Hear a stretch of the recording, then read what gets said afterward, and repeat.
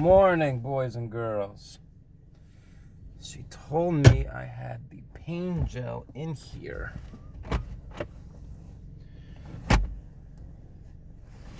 Oh, right here. All right. Let me see. J.R. Watkins, pain relief. Very nice. Only because I'm old and things hurt while I'm working all day. Like ankles. The ankle just hurts randomly. And it hurts bad.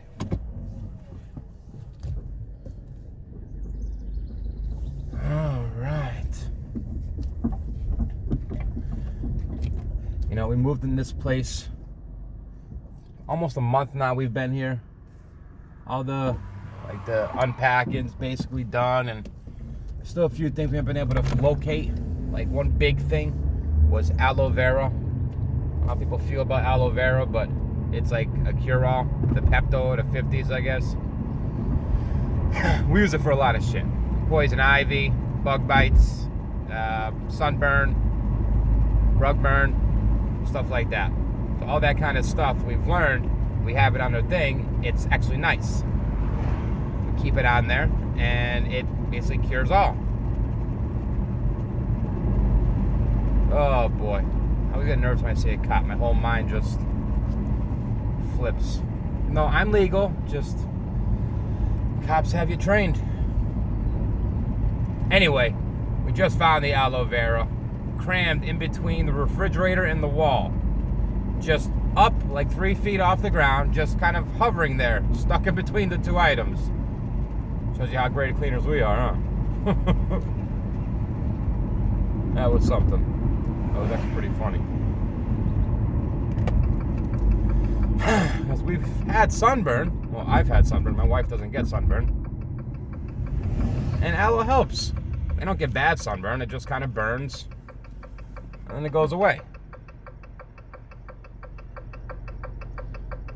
But aloe kind of cools it, calms it, makes it so it's not as bad. And now we have it again.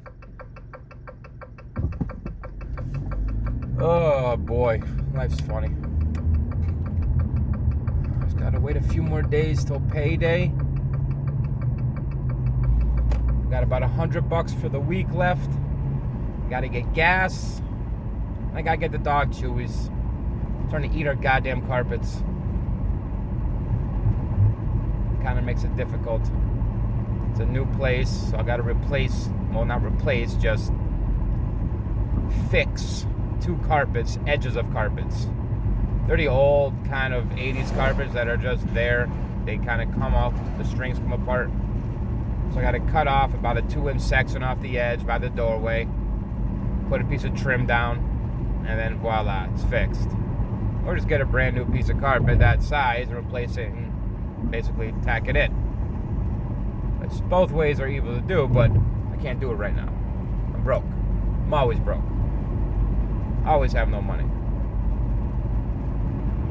Only because I just started to learn how to use money and not spend it frivolously in the last few years.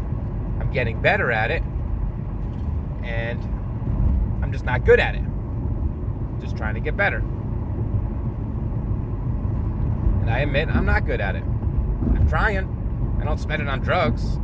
I don't spend it on toys, games. I just suck at maintaining it. I gotta find a happy medium in between paying bills, getting what we need, and having some left over to use what we need.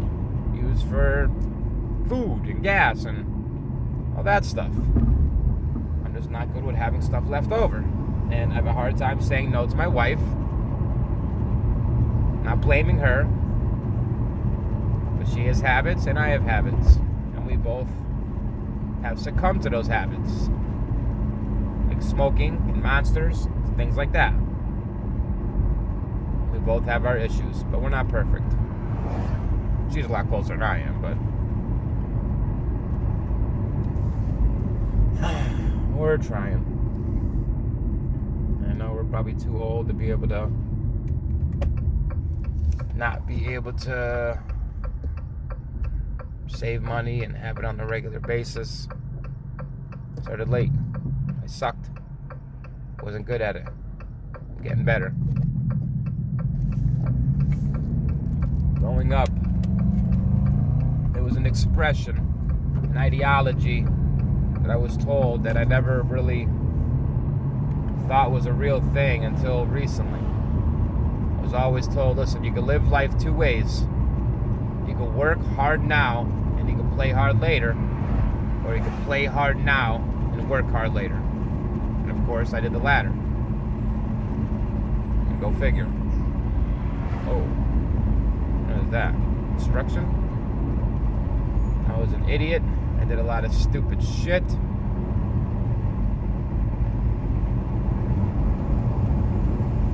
So I'm paying for that now. So now I'm in my 30s trying to learn how to budget money. Yeah, sue me.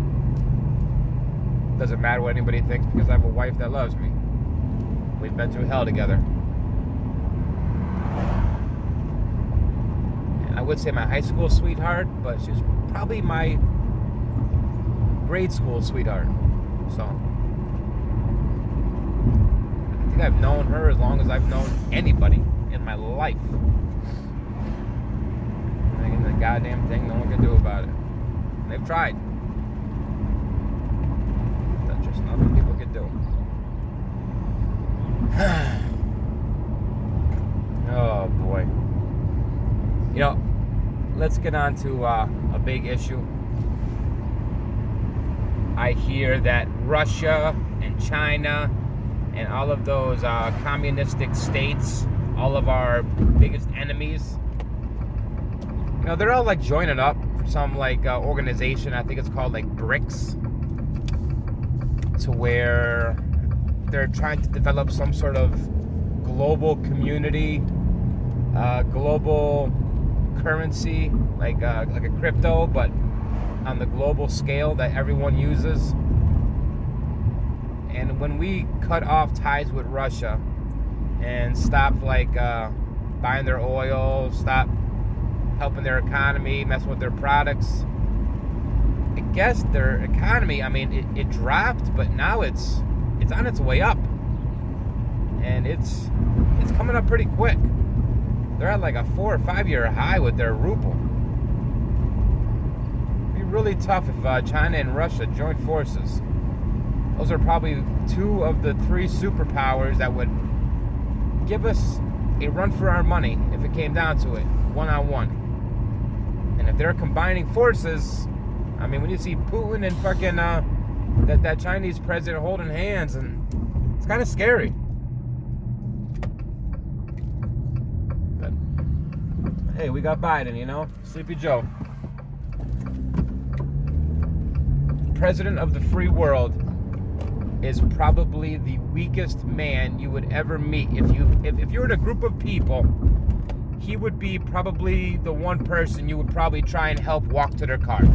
He'd be the man at the grocery store that you want to get his groceries for him because you don't think he'd be able to. And he's running our country. I mean, I'm sure he was a good guy back in the day, but he's a politician. I mean, he's played the game. He's been around forever. He was a very average student in every school he went to. He was always just kind of in the background. Now he's leading everything, and he's past his prime. To be nice, he's past his prime. Pretty substantially past it. It's kind of upsetting. It seems like the president is getting like an older and older and older and older. That's fucking drunk or something?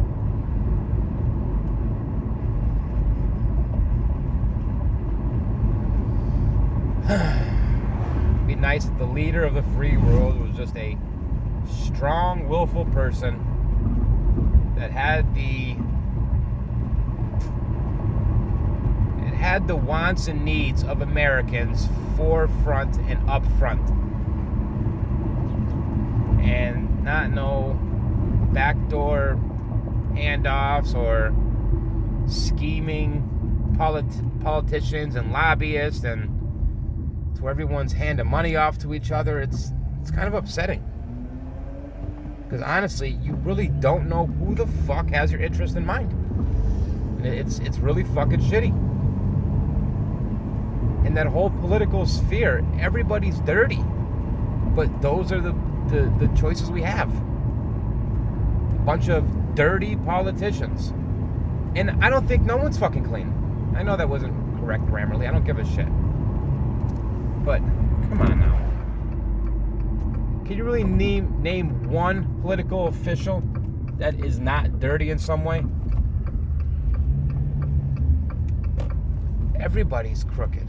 Everybody's fucking got their pockets laced and looking the other way for circumstances, and it's disgusting. And honestly, we can't do a goddamn thing about it. And that's the sad part. We can't do a fucking thing about it. Nothing. We're arguing about he and she and they and them. All these politicians are fucking living in mansions and jet-seeing around the fucking world and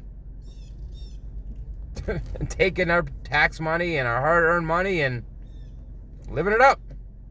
Not because they developed a company and earned that gross, no.